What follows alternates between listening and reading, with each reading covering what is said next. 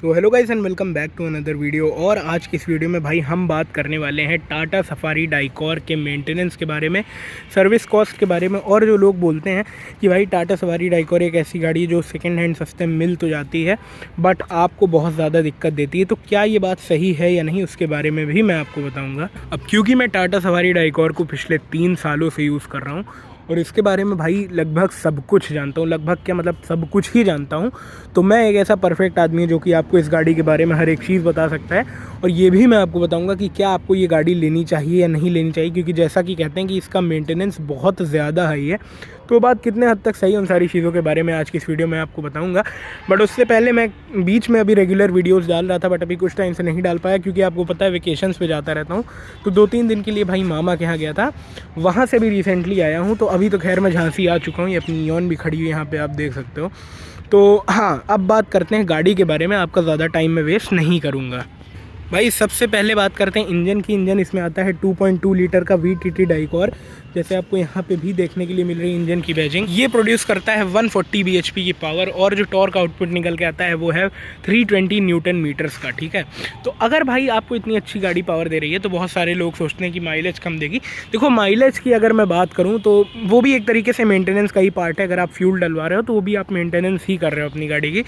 Mileage की अगर मैं बात करूँ भाई, सिटी में 10 से 12 का, हाईवे में आपको 14-15 का दे सकती है, depends upon your driving style. बाकी भाई जो एक तरीके से आप देख सकते हैं, तो मैं अगर आपको सही बात बताऊं तो भाई 14-15, इससे ऊपर मैंने नहीं निकाला है हाईवे पे। और सिटी में भाई 11-12, मतलब सिटी और हाईवे मिक्स में 14-15 का निकाल चुका हूँ गाड़ी से। तो ये सीन रहता है भाई। बाकी अगर आप देखते हैं सिटी में यार इससे ज़्यादा क्या एक्सपेक्ट करोगे, वो भी इतनी हैवी गाड़ी से। हैवी इन द सेंस आपको एक तो बॉडी भी हैवी मिलती है, बिल्ड क्वालिटी गाड़ी की बहुत ज़्यादा शानदार है, प्लस इंजन भी बड़ा है।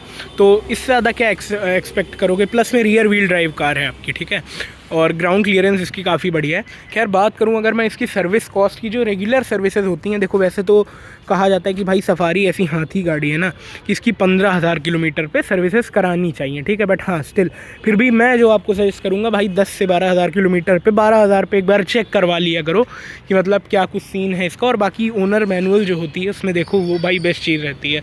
किसी कहने से भाई किसी चीज़ पर भरोसा मत करिएगा, तो वो चीज़ है। खैर सर्विस कॉस्ट जो रहती है, अब हालांकि मैंने अभी तक गाड़ी को सिर्फ 7,000 किलोमीटर ही चलाया पिछले 3 सालों में, क्योंकि ये जो कार है ये बहुत ज़्यादा चलती है और इसको हम जस्ट चलाते हैं डेली ताकि खड़े खड़े कोई दिक्कत ना आए। बट हाँ बहुत ज़्यादा जब लॉन्ग ट्रिप होती है तब इससे निकालते हैं, हालांकि अभी तक लगी नहीं, अब लगने वाली हैं तो फिर ये गाड़ी निकलेगी। बाकी रेगुलरली चलती है। तो अगर मैं आपको बताऊँ सर्विस कॉस्ट जो इस कार की आती है, क्योंकि 3 साल तो हो ही गए, 4 किलोमीटर नहीं कंप्लीट किया बट 3 साल हो गए, तो इस हिसाब से जितनी भी बार मैंने इसकी 2 से 3-4 बार सर्विस करवाई है, उसकी जो कॉस्ट आती है भाई एक नॉर्मल सी सर्विस जो ऑर्डिनरी सर्विस होती है 7 से 10 हज़ार के बीच में रहती है, 6 से 10 के बीच में भी कह सकते हो। बहुत ज़्यादा एक्सपेंसिव नहीं मैं मानूंगा इसे, तो 5 से 10 के आसपास एक जो आप कह सकते हो क्राइटेरिया है वो एक जनरल सर्विस का होता है। मतलब 5-6 हज़ार के नीचे तो मत एक्सपेक्ट करना, उससे ज़्यादा ही रहता है। बाकी अगर कोई पार्ट वगैरह चेंज होगा तो वो तो डिपेंड करता है पार्ट के प्राइसिंग पे।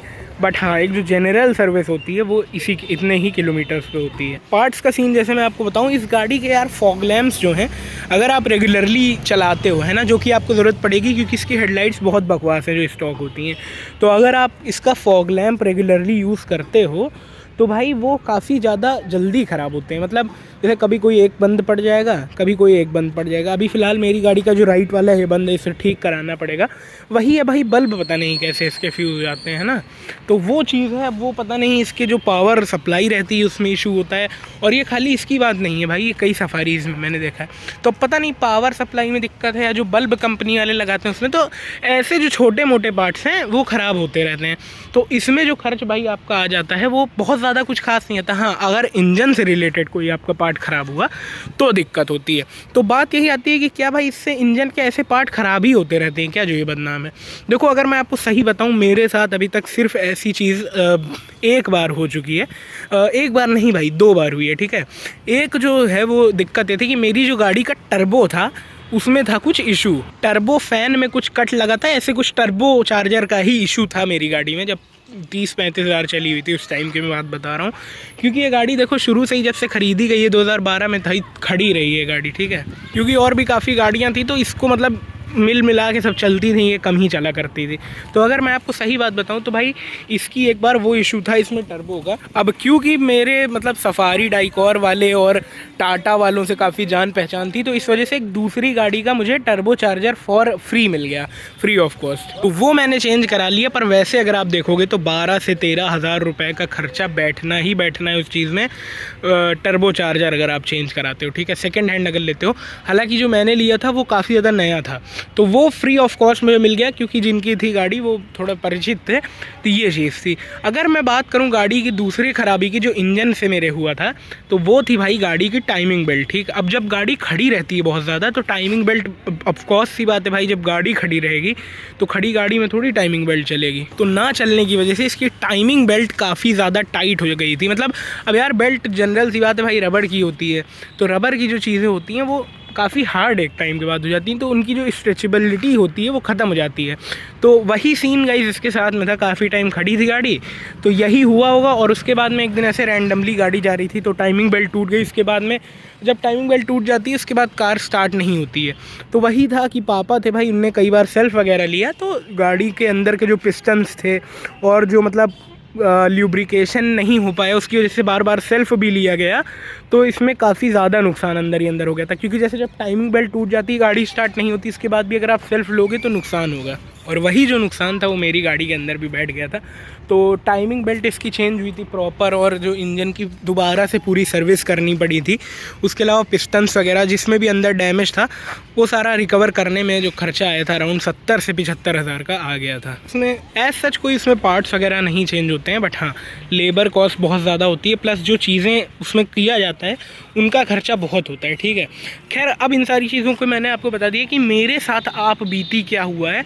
उसके अलावा मैं बताऊं तो दिक्कतें भाई इस गाड़ी में बनती हैं, बट हाँ अगर मैं सही बात बताऊं तो ऐसे इंजन से रिलेटेड सारी दिक्कत नहीं होती है इस गाड़ी में। लाइक कैसी दिक्कत होती है, अभी थोड़ा गंदी हो रही है उसके लिए माफ़ करना। तो दिक्कत इसमें ये हो जाती है भाई, जैसे एक टाइम पे इसका एक दरवाज़ा था वो बंद ही नहीं होता था, मतलब बंद हो जाता था बट दिखता था कि बंद हो गया, बट गाड़ी नहीं एडमिट करती थी कि बंद हुआ, लॉक में कुछ दिक्कत आ गई थी। वो बहुत सीरियस दिक्कत थी, मतलब उसमें बहुत ज़्यादा इशू हुआ था, उसके बाद जाके किसी तरह रिजॉल्व हो पाया था वो इशू। उसके अलावा जो इसमें कुछ दिक्कतें आती थी वो ये थी, कई बार गाड़ी भाई समझ नहीं पाती थी कि गेट खुला या नहीं। उसके अलावा गाड़ी ये नहीं समझ पाती थी कि सीट बेल्ट लगी हुई है कि नहीं, है ना, ये इशू आज भी है। मतलब कभी कभी इसकी सीट बेल्ट चाइम आती ही नहीं है ना, तो ये एक इसमें दिक्कत है। और प्लस इसका जो गेट वाला इशू था वो खैर मैंने रिजॉल्व करवाया था, सेंसर जो है इस गेट के प्रॉपर चेंज हुए थे, तब ये इसने मानना शुरू किया कि हाँ गेट खुला है। वरना गेट खोल दो आप और अंदर पता ही नहीं चलता था कि ये ड्राइवर साइड वाला गेट खुला है या बंद है। तो ऐसे छोटे बहुत जो सेंसर्स के प्रॉब्लम है वो गाड़ी में बने रहते थे। अभी एक सेंसर की प्रॉब्लम और मेरी गाड़ी में फ़िलहाल में है, और वो है भाई चाबी की। ठीक है, कभी ये आप दूर से लॉक करोगे बिल्कुल नहीं होगा, और दूर कितना, जैसे ये मैं खड़ा हूँ यहाँ से वहाँ तक नहीं होगी लॉक अनलॉक। ठीक, बिल्कुल पास जाके करोगे तब होगी, वो भी सेल अगर आपका मतलब मुश्किल से 1-2 महीना चलेगा। ये प्रॉब्लम अभी स्टार्ट हुई है और अभी मुझे ये जल्द से जल्द रिजॉल्व भी करवानी है। तो इसमें कुछ खास ज़्यादा खर्च नहीं है, बट हाँ सफारी डाइकॉर एक ऐसी गाड़ी है जिसमें छोटे मोटे खर्च चलते रहेंगे अगर आप टाइम टू टाइम मेंटेन करोगे उसके बावजूद भी। और ये मेरा पर्सनल एक्सपीरियंस है, हो सकता है दूसरे लोगों का कुछ और एक्सपीरियंस हो, बट हाँ मेरे साथ में ये चीज़ हुई है। मैंने ये गाड़ी काफ़ी अच्छी कंडीशन की ली है, आपको भी ये बहुत अच्छी कंडीशन में जो गाड़ी मिल जाएगी भाई। 2013-14 मॉडल की जो गाड़ी रहेगी वो अराउंड 4 से 4.5 लाख रुपए के बीच में रहेगी, जो चली होगी 60-70 हज़ार। खैर मेरी तो हीरा गाड़ी थी भाई, है ऐसी अब आपको दोबारा शायद ही मिलेगी, बट हाँ मेरी गाड़ी एकदम परफेक्ट कंडीशन में है राइट नाउ, और मैं इसे बिल्कुल भी नहीं बेचना चाहता। तो कॉमेंट्स में सब लिखना मत, ठीक है। बात अगर करता हूँ भाई गाड़ी की क्या आपको ये लेनी चाहिए सेकेंड हैंड, तो देखो एक चीज़ मैं आपको ये बताऊंगा कि मैंने अपना एक्सपीरियंस आपके साथ शेयर किया। एज सच कुछ बहुत ज़्यादा खर्चा तो नहीं है गाड़ी में, लेकिन अगर आप ये गाड़ी ले रहे हो तो एक माइंडसेट बना के रखना कि यार शायद ये चीज़ हो सकती है, एक प्रिपरेशन रखना, तो कल को आपको ये चीज़ ना फील हो कि यार ये गाड़ी ख़राब है ना। जैसे मेरे दिमाग में था कि यार सफारी डाइकॉर ले रहा हूँ तो कुछ ना कुछ हो सकता है दिक्कत हो। जब मैंने स्टार्टिंग में ली थी उसी टाइम में टाइमिंग बेल्ट और टर्बो की दिक्कत आई थी भाई, उसको एक बार मैंने रिप्लेस करवाया है। उसके बाद से आज की डेट तक मुझे कभी ऐसा नहीं हो कि कोई दिक्कत हो। गाड़ी यहाँ झांसी से चित्रकूट गई है, चित्रकूट से खजुराहो, खजुराहो से फिर चित्रकूट, चित्रकूट से फिर झांसी, इतनी लंबी ट्रिप मारी है नॉन स्टॉप, कोई दिक्कत नहीं होती गाड़ी में। तो लगभग सारे पॉइंट्स जो है मेंटेनेंस और सर्विस वगैरह के बारे में मैंने शेयर कर दिया। और किसका कुत्ते का बच्चा रह गया। खैर ये सारी चीज़ छोड़ते हैं भाई, सारे मैंने आपको सर्विस के पॉइंट्स क्लियर कर दिए हैं, मेंटेनेंस रिलेटेड, खर्चे पानी के रिलेटेड। तो अब मैं उम्मीद करता हूँ कि आपको चीज़ें समझ में आ गई हैं। बाकी इतना ही था इस वाली वीडियो के लिए। आई होप आपको ये वीडियो पसंद आई हो तो मेक श्योर कि लाइक करो, कमेंट में बताना आगे किस टाइप की वीडियो चाहिए। फिर से एक बार मैं रेगुलर हो जाऊँगा अब, और सब्सक्राइब कर लेना। मिलते हैं न्यू वीडियो में। Thanks for watching, bye bye.